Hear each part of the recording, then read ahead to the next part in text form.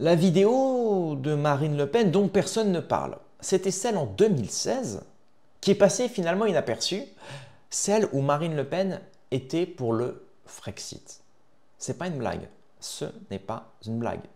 J'ai vu même des commentaires récents où, vous savez, quand on a traité de l'inéligibilité de Marine, où je parlais justement de son lent déclin, je disais justement que ce qui a déçu énormément d'électeurs et énormément de gens, c'est sa dédiabolisation qui a suivi justement finalement sa soumission.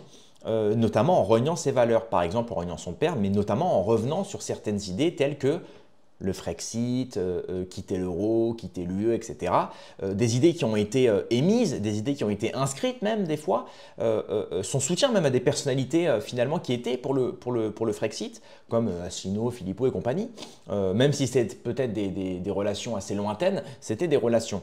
Et certains disaient non, Kentra, non, elle n'a jamais été ça. Bah si les gars, si les gars. Et justement, c'est juste que vous n'avez pas eu, disons, écho de cela. Et moi, j'ai retrouvé la vidéo qui a été archivée par Patricia Chabrian sur X.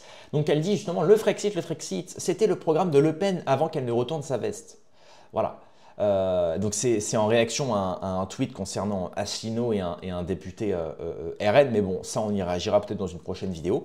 Là, ce qui est intéressant, c'est ce fameux discours qui n'a pas tant été diffusé que ça finalement, de Marine Le Pen sur BFM TV à l'époque en 2016, je rappelle 2016 en soi, quasiment bientôt 10 ans, où c'est pour ça, c'est pour vous dire, finalement, sa dédiabolisation, elle est encore récente. Il y a encore 10 ans, Marine Le Pen, elle était pour le Frexit.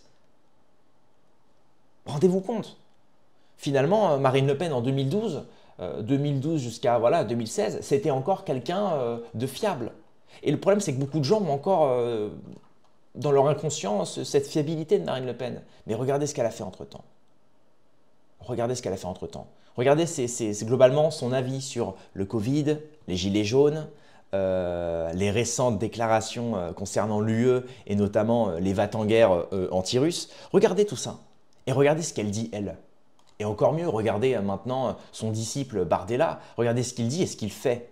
Quand il se rend en Israël accompagné de Meir Habib et de Marion Maréchal, qui, je le rappelle, Marion Maréchal a un père qui a travaillé au Mossad, Monsieur Hawk, si je ne dis pas de bêtises. Meir Habib, fille de Monsieur Hawk, tout ça en allant en Israël, en disant devant les représentants israéliens, nous avons le même ennemi, c'est l'islamisme, nous avons un ennemi en commun. Là, vous avez compris. Donc finalement, c'est ce qui est dit, on va passer à la vidéo, je vous rassure, hein, mais c'est ce qui est dit, c'est que le RN globalement s'en fout d'avoir le pouvoir et de changer la vie des Français. Ce qu'ils veulent, c'est la représentation du pouvoir. C'est dire, nous y sommes. Un petit peu comme Mélanie finalement. Même si Mélanie, pour l'instant, son bilan n'est pas négatif, globalement, il est assez fiable à ce qu'elle a dit dans son parti, effectivement, mais ça reste quand même ça reste quand même une sorte de disciples qui programment petit à petit l'agenda ce qu'on peut appeler le NWO ou simplement celui des mondialistes. Celui justement de réunifier toutes les nations, d'effacer l'enracinement et l'âme nationaliste pour celle du mondialisme et notamment de l'Union européenne. Et ça passe évidemment par ne pas quitter l'euro, ne pas quitter l'UE, enlever toute idée de Frexit ou de quoi que ce soit. Donc voilà, et c'est ce que veut le RN, c'est la représentation du pouvoir. Pour dire, voilà, nous sommes au pouvoir, regardez. Bah oui, mais si tu fais la même politique que Macron, ça sert à rien. Voilà. Donc on va se regarder ça, chers amis. Écoutez bien, parce que là, c'est très intéressant. L'Europe sera au cœur de la prochaine campagne présidentielle.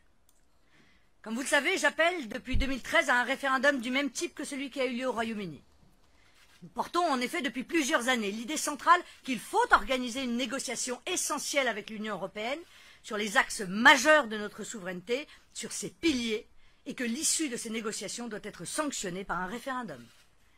Ce référendum sur l'appartenance de la France à l'Union européenne est une nécessité démocratique. Les Français doivent pouvoir choisir eux aussi cette voie de liberté qui rendra à la France sa pleine et entière souveraineté. Par ailleurs, je ne crois pas que le fait de quitter une organisation multilatérale constitue un repli sur soi ou un rabougrissement. Je le dis d'autant plus volontiers que le Frexit n'est nullement notre projet. Nous voulons réformer l'Union européenne de l'intérieur.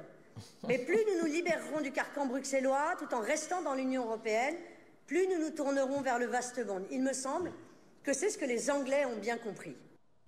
Alors, vous voyez à quel point elle a changé quand même? Et là, entre 2016 et 2022.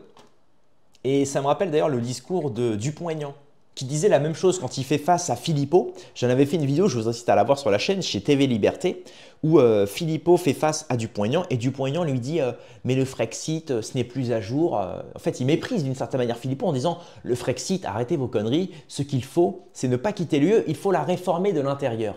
Et vous voyez, Marine Le Pen a dit exactement la même chose. C'est à se demander si finalement, je ne vais pas dire qu'ils sont dans des loges, mais c'est à se demander s'ils n'ont pas un discours tout programmé, tout écrit. Ils ont sorti là, exactement la même phrase, les deux. Il faut réformer l'UE de l'intérieur.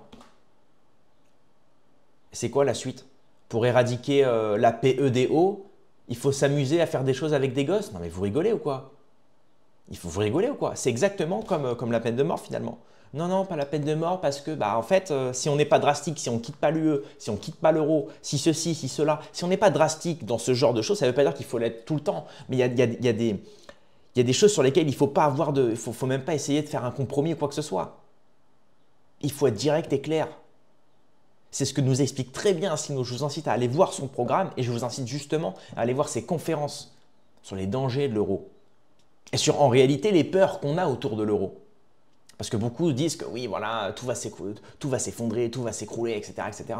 Et bien lui, justement, il explique très très bien les tenants et les aboutissants de ce projet-là. Et de pourquoi finalement non, la France ne va pas s'écrouler ou s'effondrer parce qu'on quitte l'UE ou parce qu'on quitte l'euro. Mais comme je vous l'ai dit, c'est une sorte d'agenda finalement que poursuivent Dupont-Aignan, Marine Le Pen, Mélanie et tous les grands leaders européens, bien que certains se révoltent plus que d'autres, mais ici en France, concernant Marine Le Pen, voilà. C'est aujourd'hui, comme je vous l'ai dit, c'est un des bras armés de la Macronie pour justement laisser la Macronie en place et faire justement son travail d'agenda mondialiste. Et c'est de même côté avec LFI. LFI qui se fait passer pour d'un côté pro-Palestine, donc résistance face à l'impérialisme sioniste, mais de l'autre côté qui soutient tous les projets sociétaux de Soros, LGBTisme, wokisme, cancel culture, etc., métissage à foison, ce qui n'est pas logique d'ailleurs, parce que je ne suis pas sûr que les Palestiniens soient pro-LGBT. D'une certaine manière, il y a une incohérence totale. Et c'est pour ça, je vous dis, ce sont aujourd'hui deux bras armés de la Macronie finalement. Et c'est même la thèse d'Alain Soral qui dit justement, pour venir à bout de Macron finalement, pour essayer de le destituer légalement, il faut passer par évidemment destituer LFI comme le RN, la gauche comme la droite. Il faut passer par la gauche, par la droite, pour finalement arriver, c'est un petit peu comme dans les Power Rangers, vous le savez. Pour abattre le Megazord, il faut commencer par les bras et les jambes. Hein. Bon, ça, c'est des références un petit peu plus pop culture, mais bon. Et c'est intéressant de voir qu'à l'époque, Marine Le Pen disait quand même, alors elle disait pas explicitement, faut quitter l'euro, faut quitter le, non, bien évidemment, mais elle disait, voilà, je veux aujourd'hui qu'on rétablisse et qu'on fasse un référendum populaire où on demande aux Français leur avis. Est-ce que vous voulez quitter l'UE? Est-ce que vous voulez? C'est ça. Et aujourd'hui, il n'est même plus question de cela parce que finalement, en fait, ça ne servira à rien aujourd'hui. À l'époque, c'était possible parce que les Français étaient un minimum informés sur cette question-là. Aujourd'hui, vous le voyez très bien, avec les médias qui manipulent totalement l'opinion en disant « Regardez, la Russie, Poutine, il va venir jusqu'à Brest. » Donc forcément, dans l'inconscient, je dirais français, ils se disent « Ah bah, si la Russie arrive, il nous faut absolument des alliés. » Donc tout le monde se range derrière Macron et évidemment, Macron se range derrière les autres pays européens. Ah bah oui, parce qu'ensemble, on sera plus fort. Et donc forcément, il est évident que même si aujourd'hui il y avait un référendum, je suis sûr que la plupart voteraient pour ne pas quitter l'UE. Parce que justement, certains se disent, voilà, on est en crise économique, il y a Trump aux USA, il y a Poutine en Russie, si les deux aujourd'hui nous écrasent, c'est horrible, donc il faut absolument qu'on reste soudés. Mais en fait, c'est des conneries tout ça. Et on se rend compte que finalement, les milliards qu'on a donnés à l'Ukraine, on aurait pu les réinvestir en France correctement. Et je pense que le pays irait bien mieux, déjà nos hôpitaux et nos écoles. Mais bon, voilà, ça c'est pas la priorité de notre gouvernement français, hein, rendez-vous compte. La priorité du gouvernement français, c'est d'aider les autres. C'est pas d'aider son propre peuple. Ça en dit long quand même sur ce gouvernement. Voilà. Donc, petite vidéo sympathique de la journée. Je vous incite à liker, à mettre un petit commentaire, à vous abonner. On est 67 000 sur la chaîne, ça fait vraiment plaisir. Et puis, moi, je vous donne rendez-vous dans quelques heures ou à demain pour une prochaine vidéo. Dites-moi en commentaire votre avis sur Marine Le Pen d'ailleurs. Hein. Voilà. Allez, payez à mort sur mes amis et mes ennemis et surtout sur mes ennemis.